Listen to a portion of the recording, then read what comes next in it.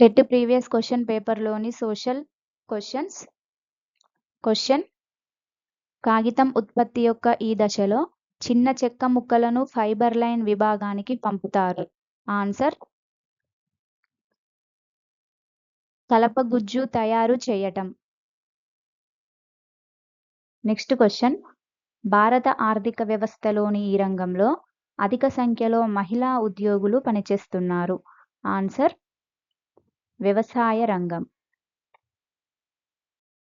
Next question: 1991 నూతన పారిశ్రామిక విధానం భారత ఆర్థిక వ్యవస్థ పైన ఈ ప్రభావం చూపింది. ఆన్సర్: ఇది వేగవంతమైన ఆర్థిక వృద్ధికి మరియు సరళీకరణకు దారితీసింది. నెక్స్ట్ క్వెషన్: కింది వాటి నుండి ద్రవ్యం యొక్క ప్రాథమిక విధిని గుర్తించండి. ఆన్సర్: మార్పిడి మాధ్యమం మరియు విలువ యొక్క కొలత. నెక్స్ట్ క్వెషన్: కింది వాటిలో ద్రవ్యాన్ని ఈ అకౌంట్లో డిపాజిట్ చేయడం వ్యాపారవేత్తలకు మరింత ఎక్కువ సౌకర్యవంతంగా ఉంటుంది. ఆన్సర్: కరెంటు డిపాజిట్లు. నెక్స్ట్ క్వెషన్: ప్రతి సంవత్సరం మానవాభివృద్ధి నివేదికను ప్రచురించేవారు.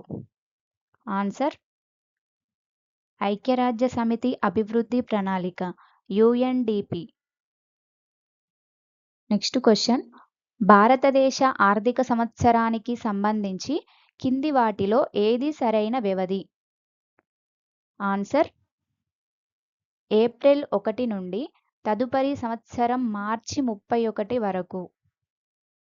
నెక్స్ట్ క్వెషన్: ఈ యుద్ధం వలన మనం ప్రపంచంలోకెల్లా అత్యంత శక్తివంతమైన దేశంగా ఆవిర్భవించాం. బహుశా చరిత్ర మొత్తంలోనే ఇంతటి శక్తివంతమైన దేశం ఇంకొకటి లేదు అని అన్నవారు. Answer: Harry Truman. Next question: ఈ చట్టం ప్రకారం వయోజన పురుష కార్మికులను రోజుకు 12 గంటలకు మించి పనిచేయకూడదు. ఆన్సర్: ఫ్యాక్టరీ చట్టం 1911. నెక్స్ట్ క్వెషన్: 1867లో బొంబాయిలో వీరు ప్రార్థన్ సమాజ్ను ప్రారంభించారు. Answer: RG Bhandarkar. Next question: 1933 మార్చి 3న ఆమోదించబడిన ఎనేబ్లింగ్ చట్టం అడాల్ఫ్ హిట్లర్కు ఈ అధికారాలను కట్టబెట్టింది. ఆన్సర్: పార్లమెంటును పక్కన పెట్టి అతని ఆదేశం ప్రకారం పాలించడానికి. నెక్స్ట్ క్వెషన్: కింది వాటిలో ఎక్కువ మొత్తంలో కార్లను త్వరగా ఉత్పత్తి చేయడానికి ఈ పరిశ్రమ అసెంబ్లీ లైన్ మెథడ్ ఉత్పత్తి పద్ధతిని ప్రారంభించింది. ఆన్సర్: ఫోర్డ్ మోటార్లు. నెక్స్ట్ క్వెషన్: మార్చి 8, 1907న ఈ రష్యా నగర మహిళలు శాంతి మరియు రొట్టెను కోరుతూ ఊరేగింపును నిర్వహించారు. Answer: Saint Petersburg.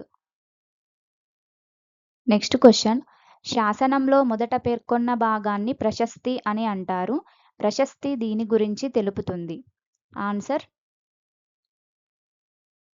పాలకుల కుటుంబాలు, వారి కంటే ముందున్న పాలక కుటుంబాల గురించి మరియు వారు ఏ కాలానికి చెందినవారో వాటి గురించి.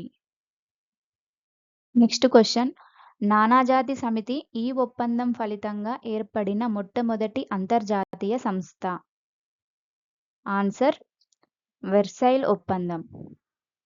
నెక్స్ట్ క్వెషన్: 1971లో భారత ప్రభుత్వం వీటిని రద్దు చేసింది. ఆన్సర్: పూర్వ సంస్థానాలు ఉపయోగించిన రాజభరణాలు మరియు బిరుదులు. నెక్స్ట్ క్వెషన్: 1915లో మదన్ మోహన్ మాలవ్య ఈ లక్ష్యంతో హిందూ మహాసభను స్థాపించారు. ఆన్సర్: హిందువులను ఏకం చేయడం మరియు ఇతర మతాలలోకి మారిన వారిని తిరిగి హిందూ మతంలోకి తీసుకురావడం. నెక్స్ట్ క్వెషన్: కింది వాటిలో భారతదేశ దీవులకు సంబంధించి సరికాని స్టేట్మెంటును గుర్తించండి. ఆన్సర్: భారతదేశం యొక్క దక్షిణ కొన లక్షద్వీప్ ద్వీపంలో ఉంది అనేది సరికాని స్టేట్మెంట్. సో ఈ వీడియోస్ కనుక మీకు నచ్చినట్లయితే లైక్ చేయండి, షేర్ చేయండి, సబ్స్క్రైబ్ చేసుకోండి.